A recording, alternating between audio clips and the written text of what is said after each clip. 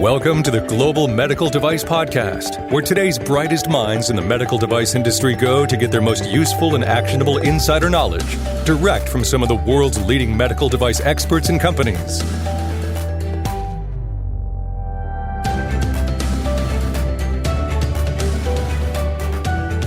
Hey everyone, to the medical device professionals who are driving innovation, let's get together. True Quality 2022 in San Diego is the must-attend experience of the year. So why? Well, let's talk about community. For me, being a medical device engineer, I always felt like being kind of like a part of a secret club. Maybe not the kind with forts or secret knocks and passwords, the kind that felt like kinship. Did you route that report yet? Did you get it approved? Have you finished that statistical analysis? The kind of group that knows what it's like working odd hours. You come in early, you get home late, you're hyper focusing on ultra specific problems. Sometimes it can be isolating, and ultimately the joys of life, that's MedTech. At True Quality 2022, you'll be inspired by a community of medical device entrepreneurs and operators who see each other for who and what they truly are. Mission-driven innovators determined to improve the quality of life. If you want to take your quality to the next level, grab your seats now for True Quality 2022. June 6th through the 8th in beautiful San Diego, California. Visit our website at www.greenlight.guru to learn more. Hey, everyone. Welcome back to the Global Medical Device Podcast. Today, we're going to be talking with Abbas Dhilawala. He is a cybersecurity and software as a medical device expert. Abbas has 18 years of experience developing enterprise-grade software for the medical device industry. He's well-versed with technology, industry standards, and the privacy of data. His experience, it lies in programming, cloud, cybersecurity, data storage, and regulated medical device software. He works with Galen Data. Prior to Galen Data, Abbas worked as a software architect at Titronic Software, where he led technical teams in creating medical device software that was successfully cleared in US and European markets. He also has a master's degree in software engineering from the University of Houston and a bachelor's degree in information technology.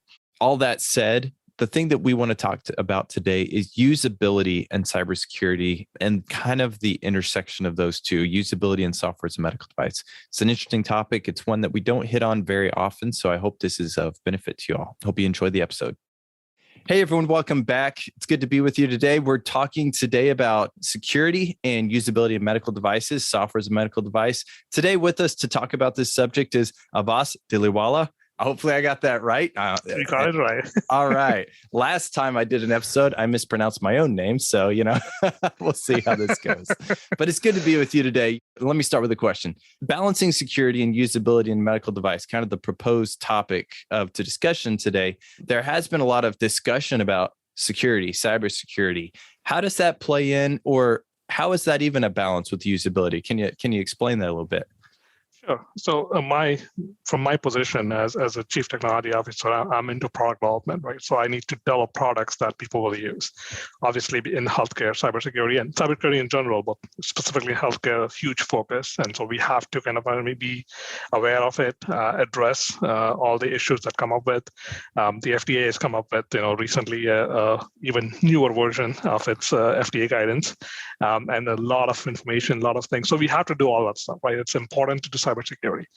But ultimately, if you make the product in a way that's hard to use, it can be secure, but if nobody uses it, it doesn't really matter. There's a quote from a famous cybersecurity researcher saying the most secure product is one that's hidden in a titanium shell with nuclear weapons around it, and even then it's not sure if it's safe, right? So there's always going to be a balance. You have to obviously look for security, but you have to ensure that people can actually use the product. So they're getting out of the product what you want them to get out of the product, as much as while balancing security. So it's a balancing act, and it's not easy, and you have to kind of make trade-offs here and there, but that's kind of what we want to talk about. Okay. Now that sounds good. And so looking at that, so cybersecurity, obviously it's a requirement. How is it we should approach these things with usability? Usability, there are standards around usability as well. What's the approach you typically take? So that's an interesting question. So there is no standard approach.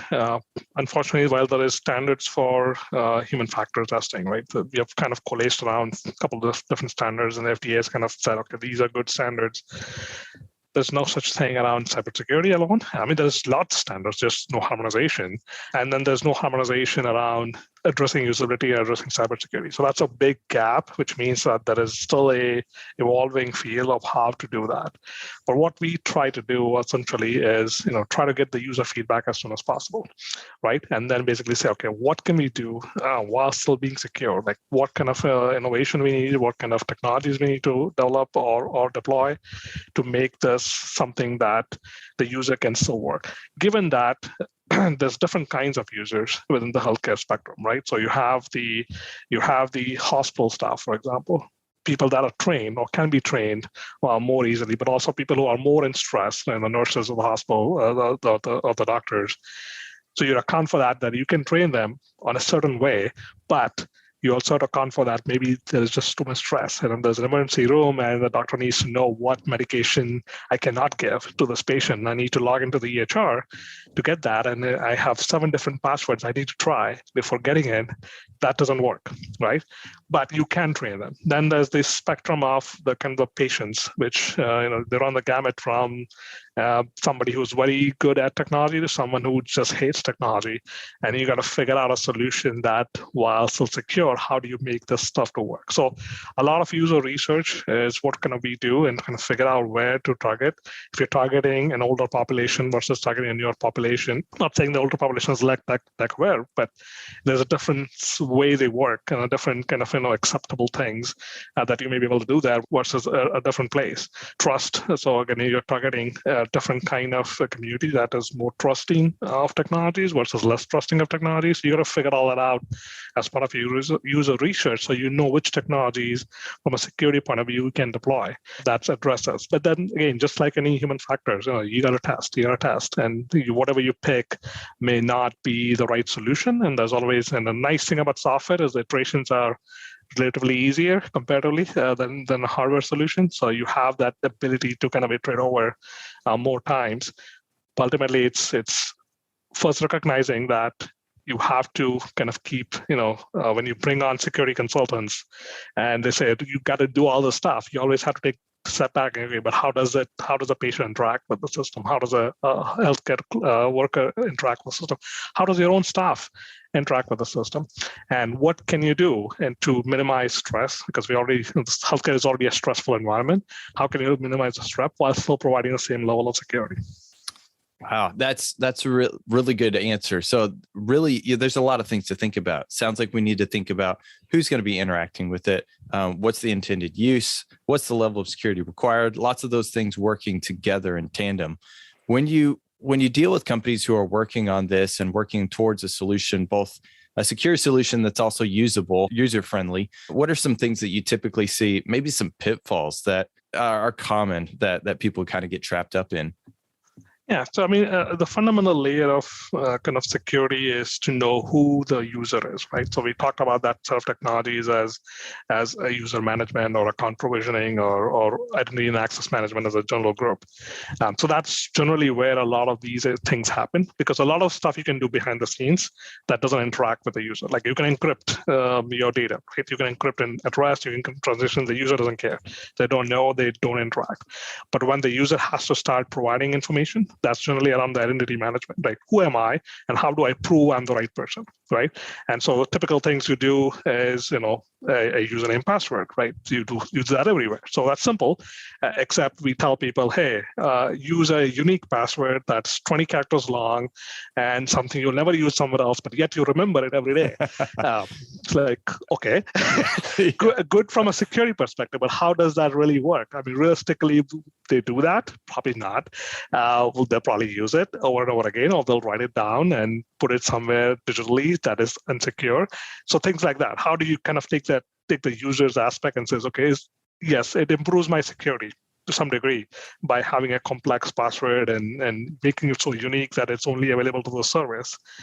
But it also puts a big constraint on the user's side. You're essentially putting the burden of security on the user rather than trying to figure out how to take the burden on in the application.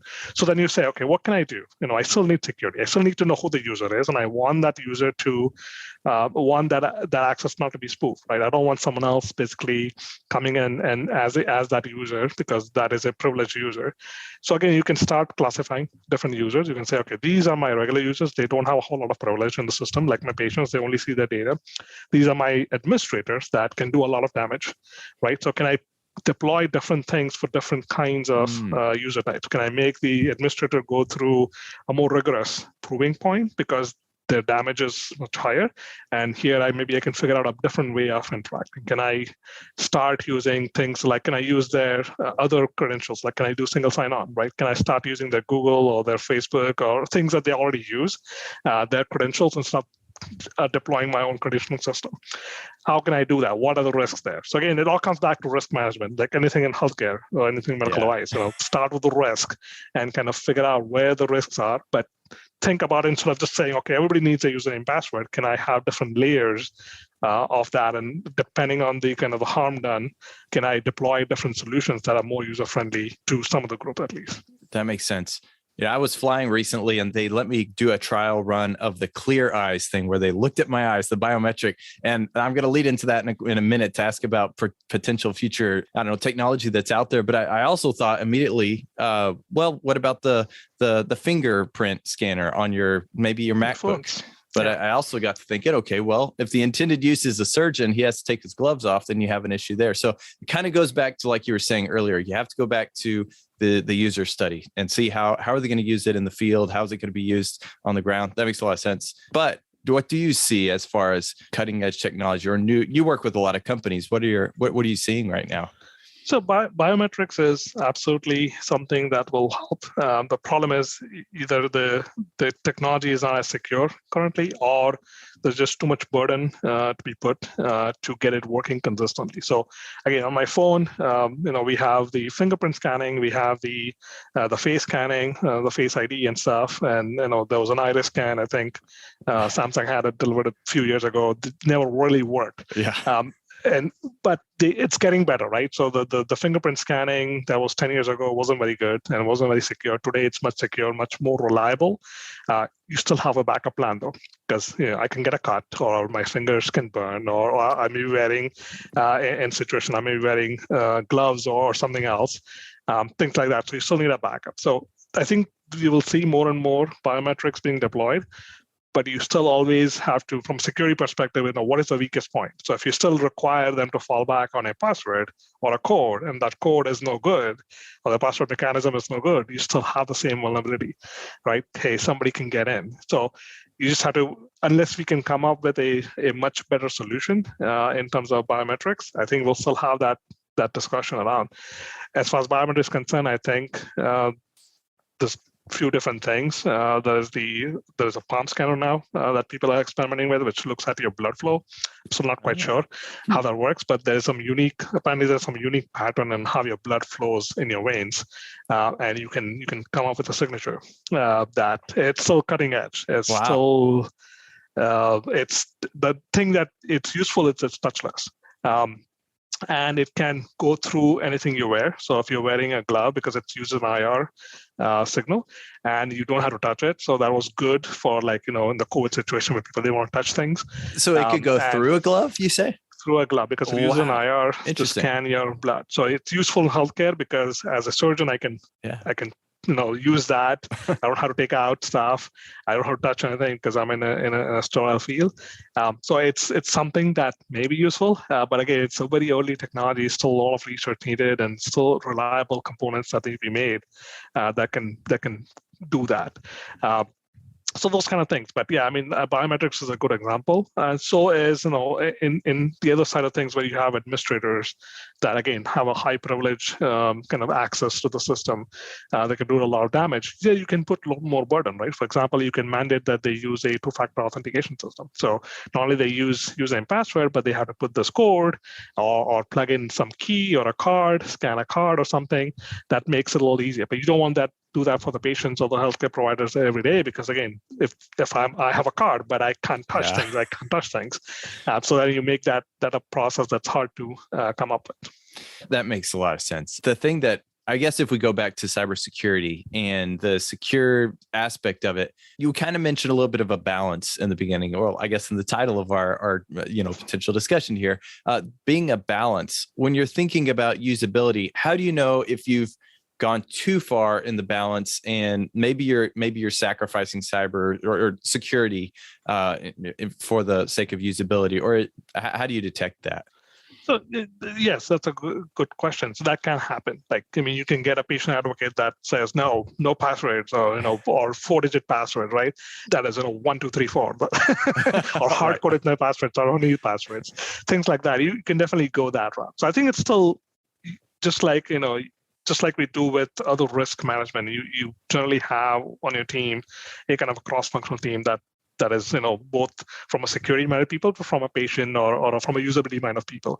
And you basically have to still adhere to the risk management principles. Like, what is the risk? If I take away these features from security perspective to improve usability, what is my risk? And is that risk acceptable? So again, it's come down to risk assessment. You have to figure out the ROI of everything you do from a risk perspective. And so that's still possible. You still have to do other things that are required in product development by the FDA and by general cybersecurity guidelines, right?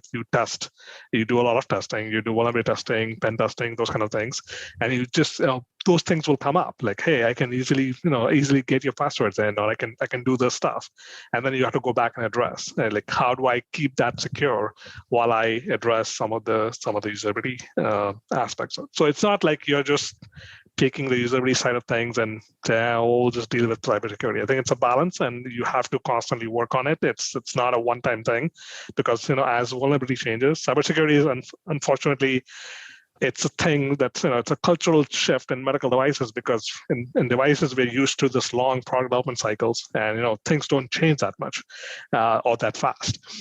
Even safety risk like we have, but if something is going to shock you, that's probably going to shock you for a while. It doesn't change. The profile doesn't change.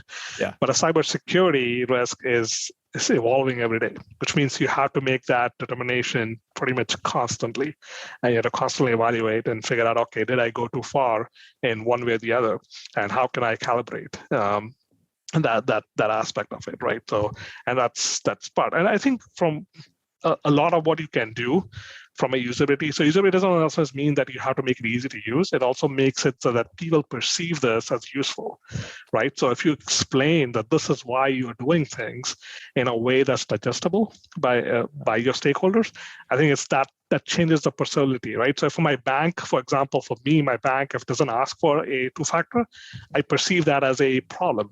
So to me, the usability actually enhances, because I get a better peace of mind when they add the security measure, because I see, okay, I don't want to lose my money, right? So again, it just depends on how you frame things. It's not always that it has to be one button, do everything kind of thing. It's just more about comfort. How comfortable am I as a user to use this technology? Is this adding more burden to me, or is this making me feel better about it? And so there's a lot of psychological aspect of usability. So it doesn't mean take away security. It may mean present it in a different way, or explain it in a different way, and it makes sense. If you just say, okay, you have to do it, there's no choice, and we don't know why you have to do it, but you have to do it. It's like, if you call customer service and all they say is, oh, restart your machine. It's like, why? Right. I just did it, but no, just restart it. That is what changes the usability aspect, because it's a feeling that I get as a user of something that's not right for me. So it doesn't have to be, again, compromise on technology. It can be in a more of an education aspect as well. So that's really interesting. It piques my interest a little bit, because you talked earlier about user populations, or maybe the different people who are going to be using the product, whether it's in the professional health field, or maybe just a normal layperson. I don't have a great word for whoever that may be, myself maybe, but are there different studies that have all been done already across different populations for the usability for this type of thing? And I'll give an example. So when I was in the field, so we might have something that needed to be a right hand operation. So we would look at a right hand for a 95th percentile male, and that was kind of your standard. You had to at least be that. Is there something similar for no? No, unfortunately, no. And part of that is because it evolves, and it's a contextual thing, right? Again, I talked about the bank experience, and because it's contextual to my risk of losing money, I take that as an okay thing. If the same thing happens other places where I'm just, I'm logging into a site to get some information, but I'm not providing any data, but it still makes me go through the hoops, same mechanism, but I feel differently. And so it's very contextualized. It will depend, again, on a very specific device to device or system to system kind of thing. And that's why I think a user research or a user study upfront can give you a better sense of, for this context, for this use, what is something that the population targeting, what is some of the things that they will feel about how about using it. Again, you start to balance. Security is important. I want to be very clear. Security is super important, because we see all over the place. It's not, when you build a system or a device and you take it to the hospital, it's not just a risk on the device or your system, but it could be a risk, broader risk. The hospital could be compromising their systems because you connected your device to their network, and that could lead to a much bigger risk. Platform instead of just device. So the attack vector is much bigger then. So things like that. You have to be very careful. Security is important.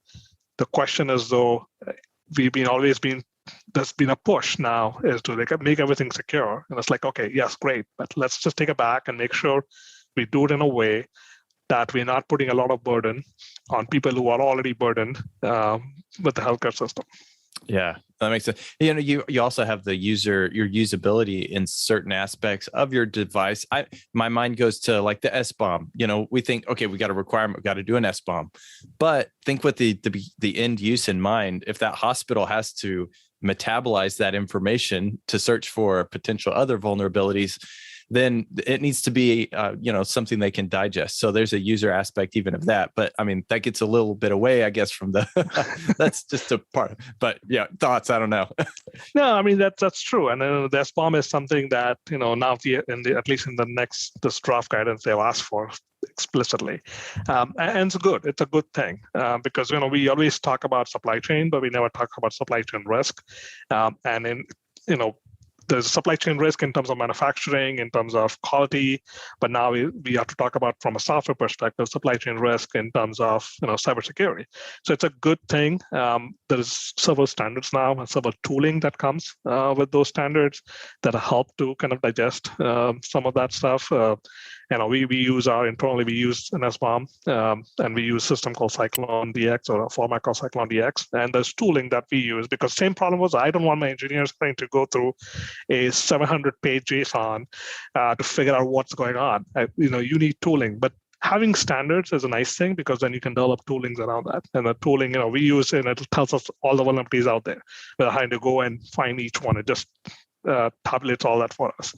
So it helps us as an engineers do better product development. And then similar things can help a hospital keep track of 100x that information, because there are so many devices and so many systems. But ultimately, tooling can be developed, and I think it's a good thing that people are moving towards a more standardized system. And I would hope eventually that there is a more harmonized standard around cybersecurity and something that accounts for usability and kind of, how just a few years ago, when FDA started pushing on the usability, the human factors aspect of it, it was a similar thing. It was just standalone kind of thing. You do it at the end. And now I think people are moving more and more into a more integrated approach. So you take care of this during design, during development. And cybersecurity kind of needs to move that way as well, and it is. And then eventually, I think you will have that harmonization around people talking about usability and cybersecurity in kind of the same room around the same design topics. Yeah. So the standard that comes to mind with usability, 62366, does that handle the software aspects? It's been a while since I've looked at it. Some of it, and then there's HFE 75, I think. Yeah. 75. Yeah. Yep. They both, they do. They're more around process, like what you should do in terms of process. It doesn't really matter if it's software or hardware. They just talk about, like formative studies or user studies and coming up with scenarios or task analysis and stuff like that. So it's a process of how to do good usability study. It doesn't necessarily go into you can apply that to physical things. You can apply it to software or something that's like an app that has both aspects of it. Do you have any recommendations about maybe what might be specific to software as a medical device as you're going through those studies? So again, I think it's the the things I look for essentially is, how when you look at studies, you have to keep the context in mind, right? Because studies can be done over a different time frame, and as things change, a security landscape kind of evolves. You have to be ready. You have to kind of contextualize that. Okay, something we learned 3 years ago may not be today, may be accurate. You have to also keep up with technology. Maybe there's different ways of doing the same thing now that you did 3 years ago. Like the fingerprint scanner is a good example. 5 years they've gone much better, where you can kind of maybe think about using that now that you couldn't maybe 5 years ago. So just keep that context of time and the evolving nature of both the threats, but also the technologies to kind of counter those threats around that. But there is also a cost dynamic that for product developers, you have to keep that. There's no unlimited resource, unlimited money available, unfortunately.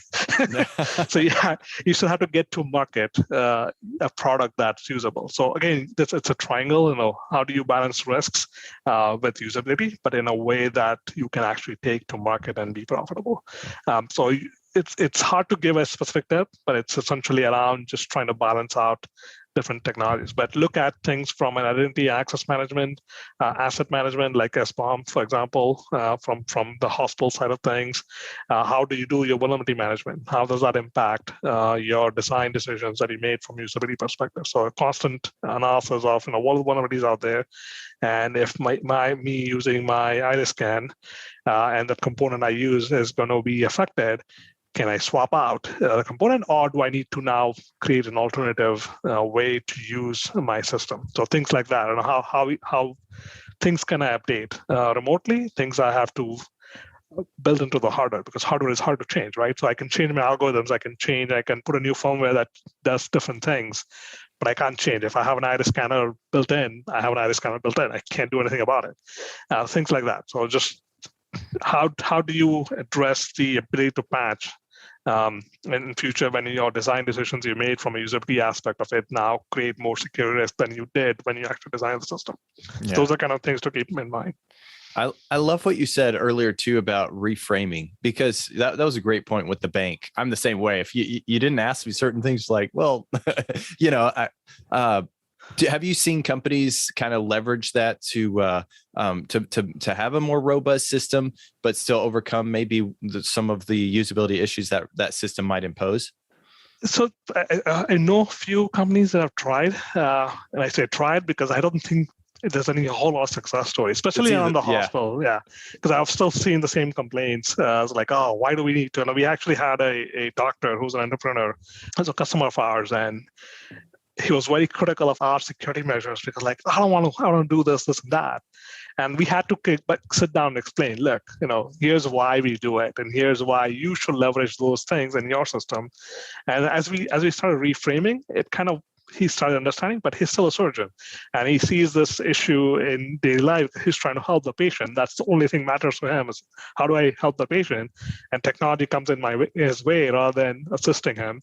And so he has this kind of, a block. So I don't want to do any of that. So I don't know if it's successful, but it at least calmed him down and made him use the system. You had to tweak some stuff, but it allowed him to kind of be comfortable with that aspect. But I think we still have a long ways to go to kind of do that at a broader scale, where we can kind of re-engage with physicians or nurses and even patients to kind of establish that landscape and say, this is important, and this is why it's important. This is why we expect you to kind of, take this little bit of inconvenience, but because this is useful. And it, again, with a bank, it's always personal, right? So my money gets lost. That's important because it affects the psychology of things. It's like when it's affecting you versus it's affecting someone else. I'm not saying people don't care about other people, but there's an imbalance between how you care about yourself and other people. and so I think that reframing hasn't really happened. That in the healthcare is like it's affecting me versus it's affecting somebody else's system. And I think part of that is the valuation, kind of value our data, right? Do patients really value the healthcare data? They say yes when you ask them, but do they really value it? Do I really care my vaccination record is safe? In theory, yes, but Maybe not. I don't know. Right. Yeah, I can So I see mean, that. things like that, right? Is it affecting me personally? And unless that happens, it's kind of hard to make that case to you as a person. But I guess with HIPAA, you really, as a developer, you don't really have any choice to say, well, yeah, what are your thoughts there? Yeah, no. So I mean, HIPAA does have certain requirements, right? So things like you have to have an identity management, right? So there's no way around it.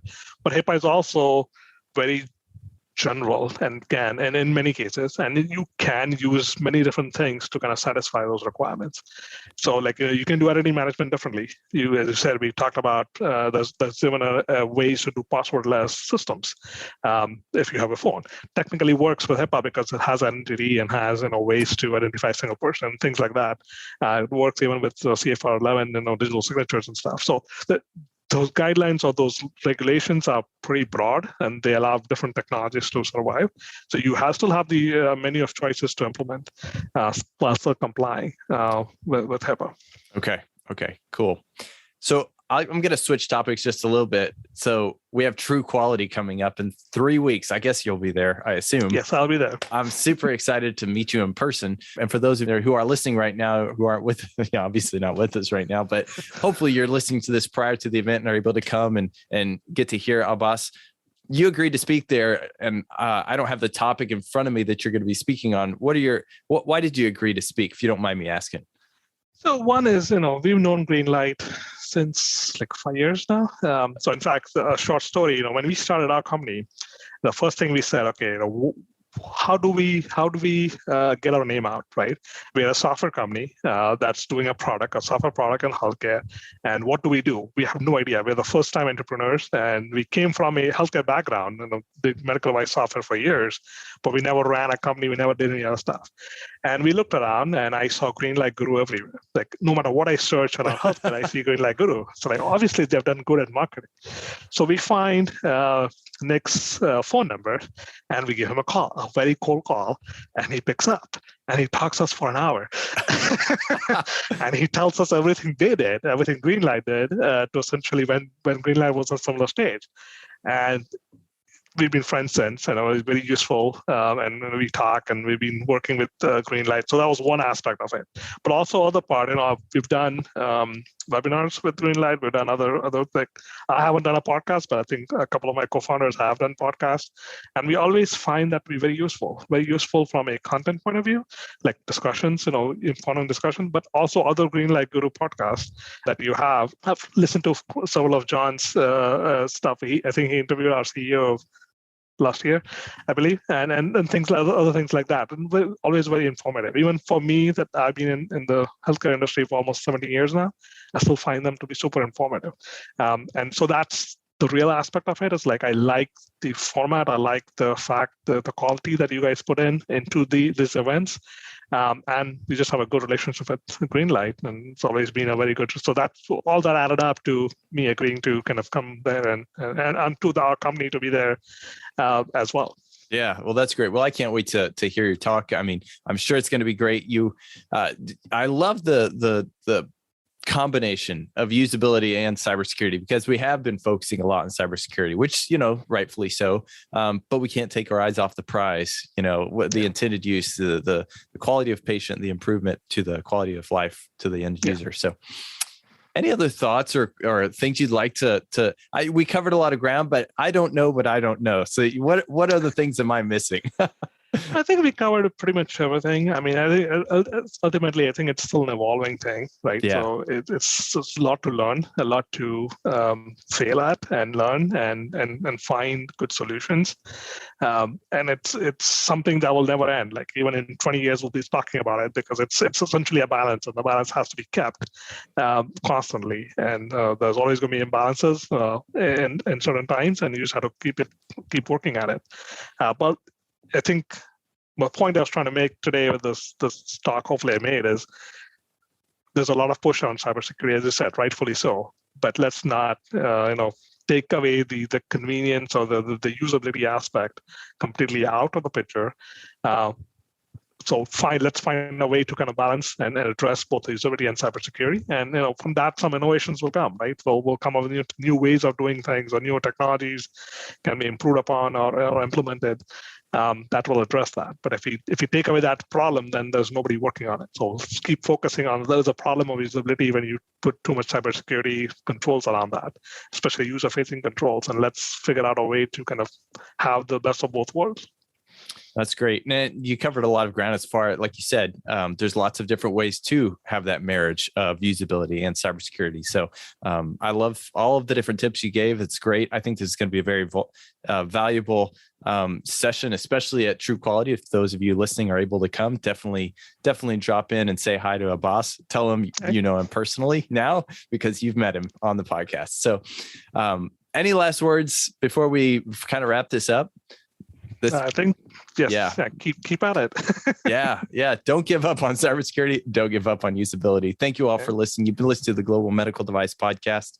If you're interested in learning more about why we do the podcast, why we do all the different things, even the things that Abbas had mentioned, head over to www.greenlight.guru and check out the software that we're putting together or have put together, the only medical device success platform built for medical device professionals by medical device professionals. We will see you all next time. Thank you. The medical device industry is nothing if not unique. So we built software that works the same way. Greenlight Guru is the only quality management system designed by medical device professionals to meet the unique needs of medical device companies. Our cloud-based platform allows companies to bring safer products to market up to 3 times faster while reducing risk and lowering cost. Visit www.greenlight.guru today to request your free personalized demo of Greenlight Guru.